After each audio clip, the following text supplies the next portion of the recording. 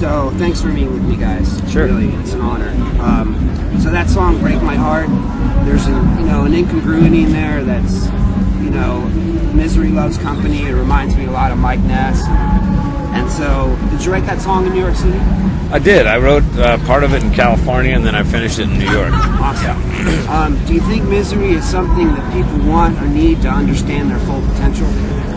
As a songwriter, it is. I think that's what the song's about. I mean, it's about running out of ideas for things to write about, and I had the label people were on me to write some more songs, and you send them 10, and they like 2 of them, and that kind of thing, and so it was just basically about trying to find somebody to fall in love with for 10 minutes just to get a little heartbreak out of it, so you can write some more songs. That's awesome. Kind of self-serving, but it's not something that I haven't. I wouldn't draw the line. Can you guys break out of that hole and make your own record label and just do this? We could, and it's something we've talked about. It's not out of the question, especially the way the music scene is moving these days, and the way the internet and the labels are kind of folding up, and they don't really have a place anymore. So it's even more and more every day becomes something that we might start looking into doing. That's awesome. Wiggles and Ritalin. It reminds me of South Florida and all the pain clinics that are popping up faster than Dwayne Reed chains in New York. They're dispensing opiates to people as far away as Kentucky. They'll drive down in their cars, 10 people at a time. They'll fill their scripts and take it back. And if there is a drug problem in America, who do you think's responsible? Well, that song's about the pharmaceutical companies in general, and I think they're mostly to blame as far as the drug problems. And I mean, you can't blame them for the other drugs that are out there that aren't as safe to do as some other ones, but they're definitely the ones that are keeping marijuana from being legal, and there's probably a lot more money spent keeping those drugs legal than there are spent keeping the ones that should be illegal.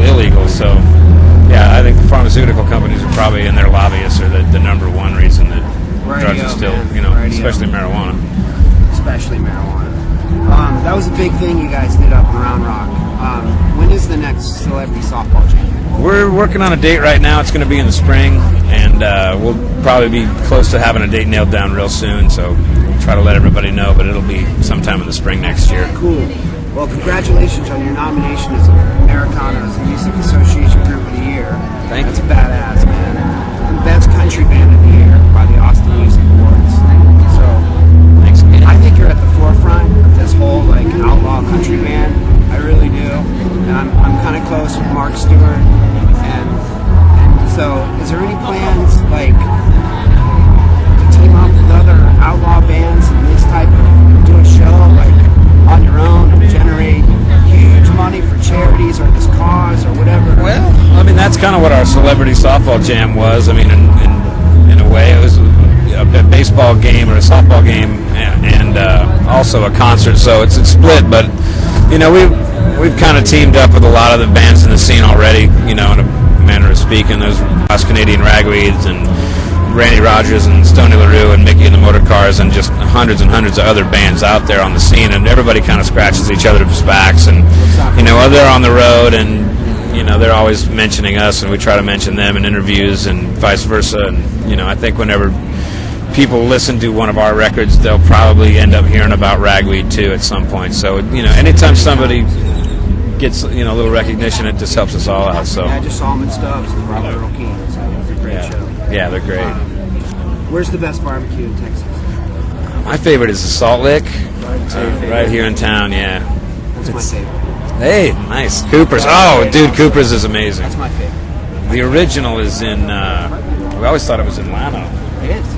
I think it isn't though. The original is somewhere else. It's Lockhart. Lockhart. No, Lano. Lockhart. Are you sure? Somebody told me we had that mistake. I don't think there's another Cooper's. I think there's I think they just opened one in New Braunfels. Yeah, there's a bunch of Coopers. Yeah. There's one in Llano, and they just opened a brand new one in New Braunfels. Oh, I had no idea. Yeah, that's branching out. How's their jerky? It's awesome. People say, honestly, that Bulletproof is your finest work. Are you guys going to make a DVD of maybe one concert tour and sell it to your fans? You know, it's so close since our last one that we just did. We just did that live. It's called Reckless Kelly Was Here, but it's a live DVD, and it was the record right before Bulletproof. So we'll probably wait at least 10 years before we're man enough to do that again. That was a lot of work. Do any of you guys have a concealed weapon permit? I don't, but I want one. Why? Do you know a guy? I know a guy. Hey man, thanks a lot, guy.